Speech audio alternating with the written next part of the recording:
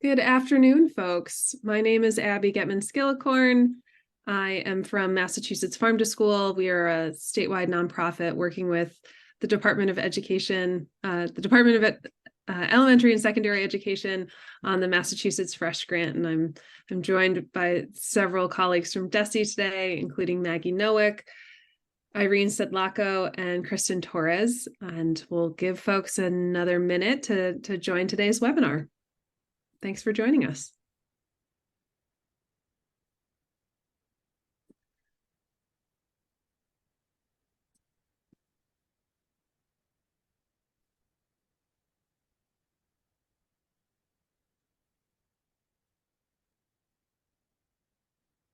Wonderful.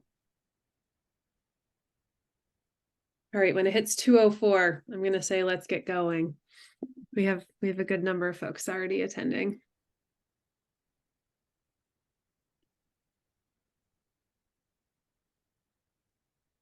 So for those of you who are in on this webinar, we would ask you to enter any questions into the Q&A function. The chat function for today's webinar will be used for links and resources that we'll be sharing to all attendees. So feel free to use the Q&A function. I see a question if the audio is working. And I know at least in our testing, our audio was working. I will see if the information that we are covering in today's webinar is targeted specifically for early education programs and CACFP programs. We do have a follow-up webinar that we're hosting on October 13th, specifically for the K-12 audience. So you're aware of that. It looks like some folks do have audio working. So I'll respond to the folks in the Q&A. Let us know if audio becomes a challenge in the Q&A. And if you are not in the right place, if you're looking for K through 12 info on the Mass Farm to School grant, then visit us next week on Friday, and feel free to hop off today. Wonderful. All right. I am going to ask some of our other colleagues, either Kristen or Irene, to just monitor the chat and let us know if we, the Q&A, if there are sound or other issues. But for the time being, I'd love to get started on the set presentation that Maggie and I have developed for you all today. So again, my name is Abby Getman-Skillicorn. I'm from Massachusetts Farm to School. We are a statewide organization that's partnered with the Department of Elementary and Secondary Education, Office of Food and Nutrition Programs to support the Massachusetts Fresh Grant. And Maggie, do you want to introduce yourself? Absolutely. I'm Maggie Nowick. I am the local food system specialist for the Office for Food and Nutrition Programs underneath DESE, and supporting these grant efforts as well in Farm to School. Wonderful. So for those of you who have not heard of Massachusetts Farm to School before, we are a statewide organization that strengthens farms and fisheries and promotes healthy communities by increasing local food purchasing and education at schools. We are expanding our work with early education programs, and we have some upcoming workshops that you might be interested in for yourself or some of your colleagues at early education sites. But we encourage you to get involved through our professional learning opportunities. We offer networking sessions. We do work on policy and advocacy around food access for local food access for young people, and other communications. And we're the contracted outreach partner through the Mass Fresh Grant. So if you are, I'm going to launch a poll right now asking, what's your experience with Farm to School? So we know that there's a wide range of experiences around the state as far as what folks are doing with kiddos or their meal programs. And to just orient all of you, in the Farm to School world, it's often called the 3 C's of Farm to School. So it's around what kinds of activities are you doing in the classroom to provide real life context, for learning across different disciplines and including outside gardens.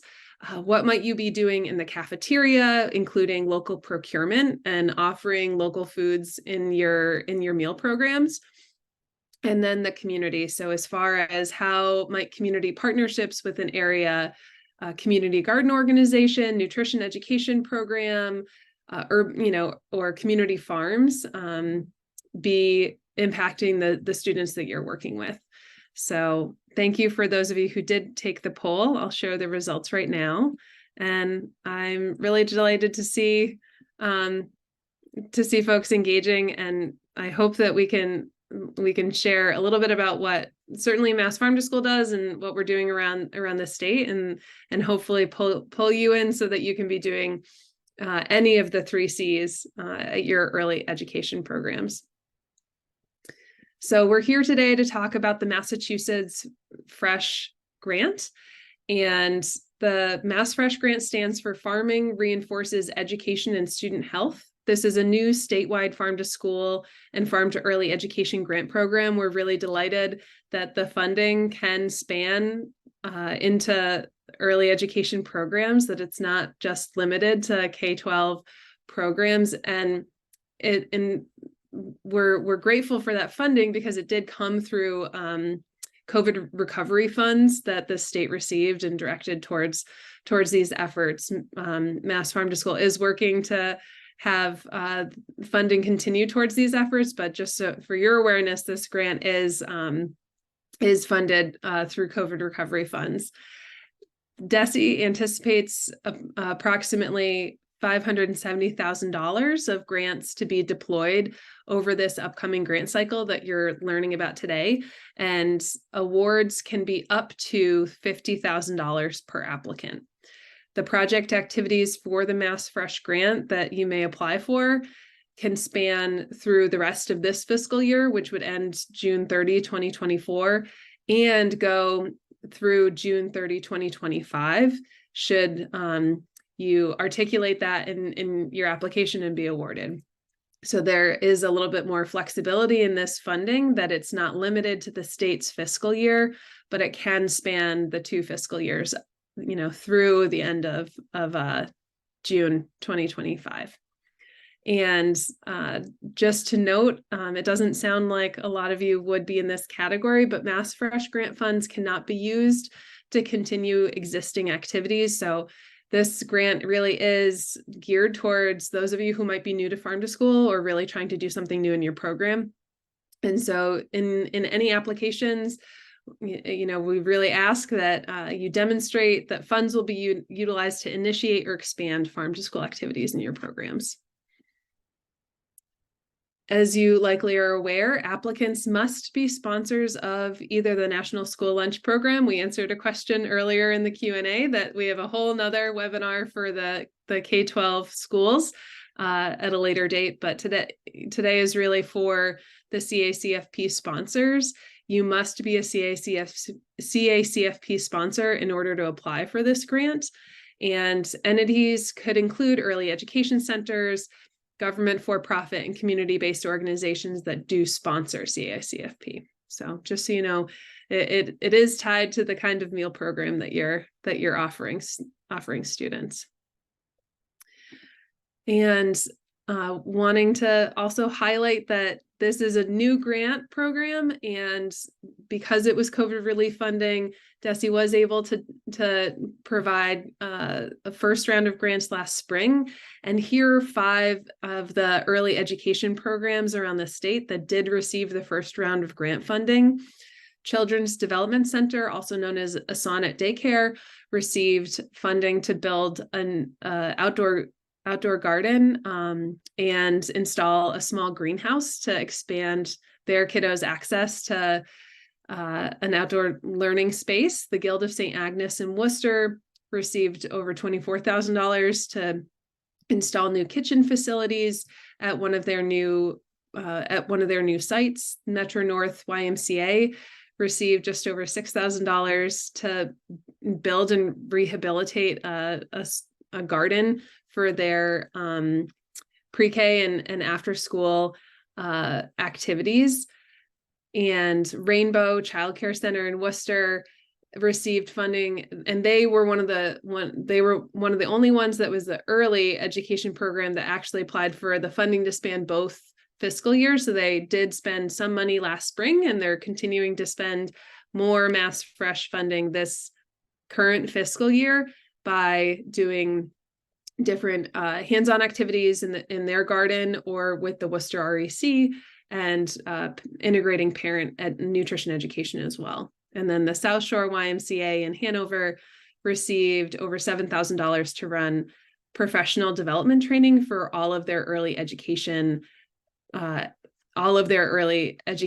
teachers. So everyone, convened for the same professional development, and staff were paid for their time to attend that PD training.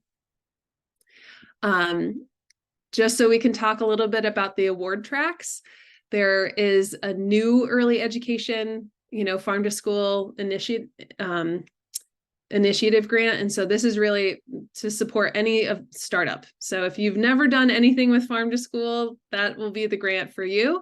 It sounds like we don't have as many folks really looking at expanding farm to school, but we'll get into that in a little bit. But the grant size can really range from $3,000 to $50,000, depending on what you're doing with your programs.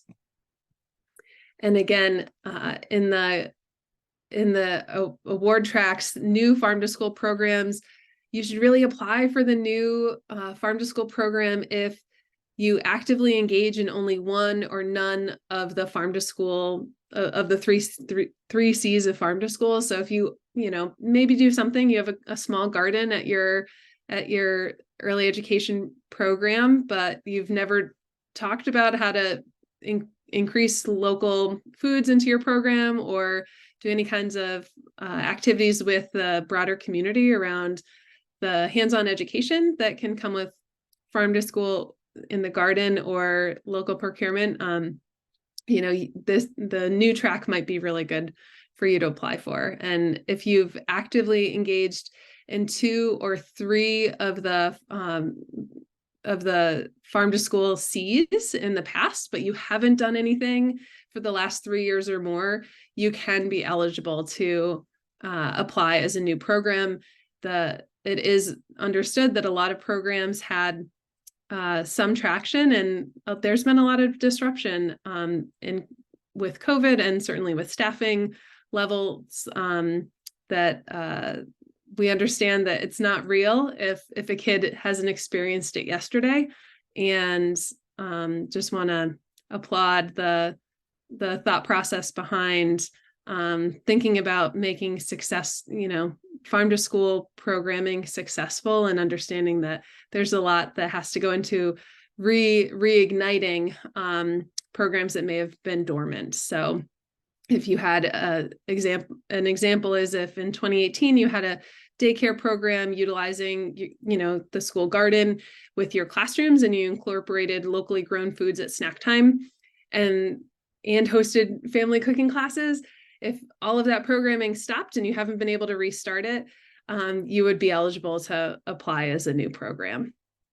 I just want to highlight that in this presentation, we do have photos from some of the existing or previous Mass Fresh grantees. And so we have students learning at their Sonnet Child Development Center at their new outdoor school garden earlier this spring.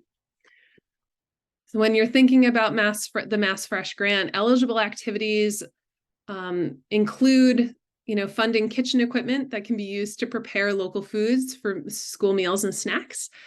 It can fund professional development for kitchen staff and preparing those fresh meals using local ingredients, as well as professional development for educators and other early care staff in adding food system or garden activities to the kind of programming that you do with students. And it also can allow for infrastructure and supplies for garden, culinary, or food system activities such as garden beds, cutting boards, seeds, food systems, children's books, etc. And I'll pass it over to Maggie. Thanks, Abby. So we're going to take some time to do a really quick overview of the application itself. which can be found on the DESE Grants website. And we have a link at the end of this presentation, and we can put it as well in the chat. But there are, as Abby said, 2 tracks for this grant. The first track is for new applicants to Farm to School, which is in the first column. And you'll see that those folks are eligible to apply up to $25,000 in funding, not the full $50,000. You're welcome to apply for up to $50,000 in the expanding category, even if you are new. But the incentive for applying as a new early education applicant is that the application is abbreviated. So we'll go over very shortly some of the main points of the application that may deserve a little bit of extra follow-up. But as you can see, these on the left are the full pieces of the application that are required, and the new applicants do not need to provide a full goal or project work plan for their application, nor do you have to have letters of support or external collaborators. You certainly can, and that makes for a strong application, but you're really going to focus in on the sections that are designated yes under new in this chart. And we're going to review the sections that are highlighted. So next slide. Perfect. Before we jump into the application, just a quick note to the rubric for which we're going to be assessing applications. The point system is out of 50 points, and weight is pretty much distributed pretty equally amongst the application. And so, all applicants must provide a completed application with all components to be considered. But these are just where to think in terms of, really investing your capacity and answering questions fully of where different point values lie, including a note that there are 20 points that are associated with having an accurate and compelling budget with allowable costs that is provided in the application. Next slide. So the first highlight in the application, you're going to be asked for some meal site data under your CACFP sponsorship. And so when you go through the application, you're first going to be asked if you're applying for your specific early education program for one site, or perhaps you're a sponsor with many different locations, and you're going to apply for just a couple of them. Maybe they're 2 that are in the same neighborhood. You're going to be applying for funds just for them. In that case, you'll select the first option that's in this 2-part question, versus if you're a larger sponsorship and you have many sites, maybe 5 or 6 across a location or a city, and you want to have farm to school programming that you're going to provide to all of those sites, you're going to select the second option. And if you go to the next slide, Abby, this will affect the data that you're reporting to us about your meal site. So you can see if you're a single site, you're going to be sharing with us your program name, your site and sponsorship number, and you'll just select which of the following meals are offered through your program. This application is both for schools and for CACFP sites, so some of these may not all apply, but you're going to select the ones that apply to what you are running in your program. For sponsorships that are going to be providing support to all of your sites, you're going to be filling out the second table that's shown. And if I am a early education network with 4 sites, and I'm applying for all of them, for the last table question, the % of sites within district programs, thanks Abby, perfect.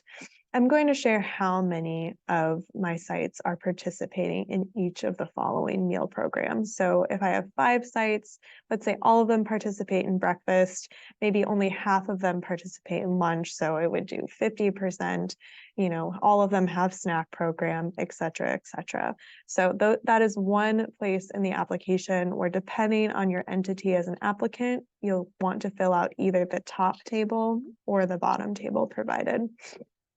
Next slide. I'm going to also deploy another poll, which great. is asking, what folks' familiarity is applying for grants, because I think that especially for the questions that you might enter into the Q&A, and then also the it'll inform, like, for Maggie and I, as far as how detailed to get into some of these weeds. But please continue to pop questions into the Q&A function if you do have questions about the slides that we're going through. Perfect. Thanks for Thank all you, of Abby. This is I'll great. leave that Awesome. up for, a few more seconds and share it. Perfect. So I will keep going. In addition to the meal site data you're going to provide, you'll answer a quick narrative question on your meal site program, just to give us a vision of how you are serving food in your program.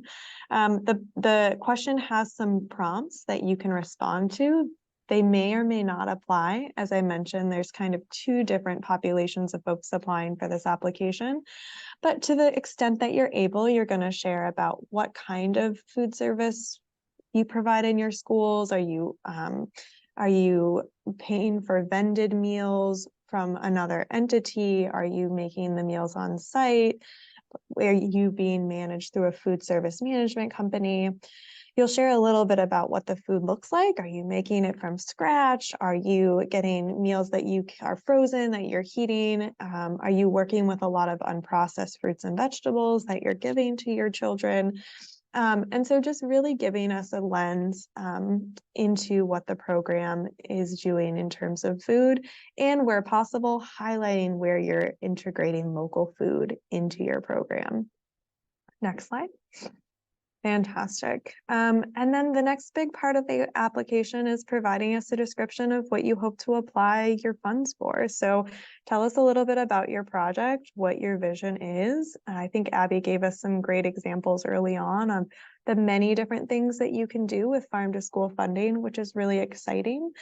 The one thing that you want to make sure in your application that you note is how these activities are new, which in many of your cases, that will be easy since you're new to farm to school. But you're also going to want to be articulating how the work that you're doing, your activities with your children, your infants, whatever age group you're planning to target, how that programming relates to the meals that you're providing students, because we really want there to be cohesive thinking around farm to school in terms of classroom, community, and cafeteria or your meal service, right? So next slide. Oh, Abby, you're muted. Did you have something? Yeah, sorry, I was launching another poll because we are Perfect. curious if folks know what you might be applying for. We know that this is the grant just became live last week, so I imagine folks are doing a lot of brainstorming right now. But if you have ideas, we are curious what folks are looking for. Awesome. Thank you. And if you want to go back, I am just going to touch super quickly, no worries, on the project impacts. Perfect. And yes, great. This is really fun. It looks like there's a lot of folks interested in infrastructure from what I'm seeing on the back end when Abby shares it out, which is an awesome investment and use of funds. To that point, when you're applying and you're completing your project impact portion of the application, you want to make sure that you're providing information of quantitatively how that investment in a blender is going to specifically impact your students. Tell us about numbers. Tell us how many students specifically will be impacted, or how many smoothies you're going to serve with that blender. How many pounds of produce from your garden you're going to blend into those smoothies. These smoothies are doing a lot in this example. But definitely give us some indicators of specific outcomes that are going to come out of your application. The more specific, the better. And secondly, you'll want to tie back to the grant's overall goal, which is that farming is reinforcing education and student health. So we'll ask you to provide a couple of sentences about how that is the case in your application. Next slide. And then the budget. So we've already stated the budget can expand with activities until June 30, 2025. And if you do intend to conduct programming that crosses 2 fiscal years, which the fiscal year for us ends on June 30th, you're going to need to fill out 2 separate budgets to indicate the cost that you're requesting, the funding that you're requesting. And we'll show you an example in just a moment of that. But to clarify, your first fiscal year, you're going to want to think about those activities that are starting in late winter, early spring, when you're probably going to have access to your funding. And I did see that was a question in the chat. You know, we anticipate the logistics of the grant process to allow awardees to have access in late winter and early spring to their funding. And so if you're going to be conducting activities just for spring and early summer, you'll do fiscal year 1. If you're going to do that plus activities in the fall and the following spring, you're going to need to fill out the 2 budget tabs in the template. Thank you, Abby. And then lastly, in the application, you're going to see that in addition to filling out the budget, you do need to provide a very brief 150 words max narrative to your budget, just making the direct connection of I'm spending money on this watering can based on the activity of I'm teaching students about the plant life cycle and water. You know, you want to make it really clear why you're requesting those funds. Next slide. Fantastic. So this is the budget template you're going to see that's available with the application, and the link for that is now in the chat. Thank you, Abby. And you'll see that there are 2 tabs in the template, and that refers to the 2 different fiscal years that I mentioned earlier. If you want to go to next slide. And so I have an example here of how you're going to think through filling out the budget. There are different categories outlined in the budget template, and depending on what you're requesting costs for, in this example, you'll see that there is a grant that's going to pay for some stipends for staff, and so that's entered in here. We're designating the amount of staff, the stipend that they're receiving, that it's a flat rate for the specific amount of time that has been indicated in the comments. So the growing season. Abby, you want to go to the next slide? Then the applicant is also going to pay for a part-time garden educator, maybe from a local nonprofit. They're going to come and visit the classroom and do some education, and you're paying that person $100 per day. And then in the supply section, you have a few things for a garden build, for some classroom materials, and where possible, you're describing those in the comments. And then lastly, in travel, someone's placing a farm field trip. You're going to take your kids to the local farm that's maybe going to require a bus. Maybe it's a 10-minute bus ride down the road. And you're going to pay for them to participate in their own harvesting of some of the fruits and vegetables at that farm during the visit. And that is in your budget as well. And so you'll complete the budget, and the budget will total it has the formula to do so at the bottom. It will total your cost for you for your funds requested. And again, in the narrative, you will put, in addition to the comments you're putting in the budget, you'll write a brief narrative about how the materials that you're requesting match your proposal and the activities you hope to accomplish. Fantastic. Those are the main highlights, the quick highlights of the application, but we're happy to take Q&A on the other components if people have questions. This is what the grant website looks like, and you're going to see when you press the link that Abby has placed in the chat. And yep, feel free to go to the next slide, Abby. At the bottom here in required forms, that's where you're going to find all your quick links for the pieces of the application you need to fill out and submit. The application will be submitted via email, and as noted in the application, you should be submitting these documents in the form you receive them. So the budget is available as an Excel template, so we would like it submitted that way, versus the grant narrative is in a Word document, so you're going to be submitting it in a Word document form, and they'll all get submitted to me via email, all in one email. And the last thing to note is this, depending on the size of your program, may be a lot of different people, or it may be just one person, but the grant does need to be signed off for and basically approved and signed by your CACFP program operator, the person who manages grants, or the person who's applying for this grant specifically, and the lead executive director or CEO, CFO, whatever that looks like for your early education program. So all three of those folks need to have approved the application and sign before it can be submitted.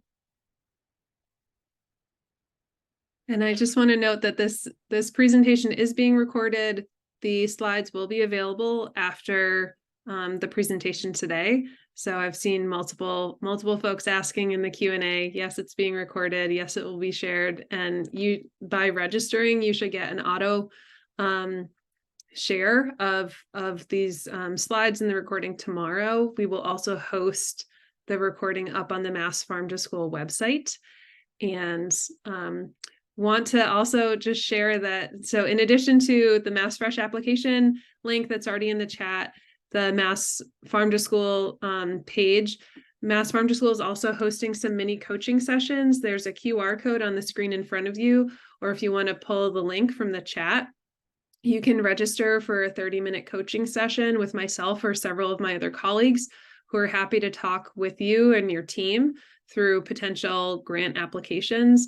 Again, Mass Farm to School is here as a resource. We are not involved in the actual application process with DESE. So we're kind of an impartial, coach, if you will, on what we know other early education programs are doing really well around the state or around the country, and might be able to share some resources with you as well. I'm also sharing a link about upcoming events. There is a Cooking in the Classroom workshop specifically for early education providers that's being hosted by the dietitian from Worcester Head Start, and that's taking place on October 25th from 4 to 5:30, and that will be recorded as well. So just to tune you into some of the free resources that you and some of your colleagues may be interested in tapping into through Mass Farm to School, you can get access to that there. And one more link is also about Mass Farm to School does work a lot around Harvest of the Month. We have a monthly promotion program for what you might be able to procure and serve with students, and it includes marketing materials, lessons, and it is National Farm to School Month. So if you're doing any fun activities in your early education programs, we'd love to learn about them and share out more about it. But I think that's the main number of links for the chat for now. So Maggie, do you want to pivot over to the Q&A and we can answer some of these questions? Absolutely. So I'm going to turn the recording off, or Abby will, but we will have a running Q&A document that's available to folks publicly on the DESE website.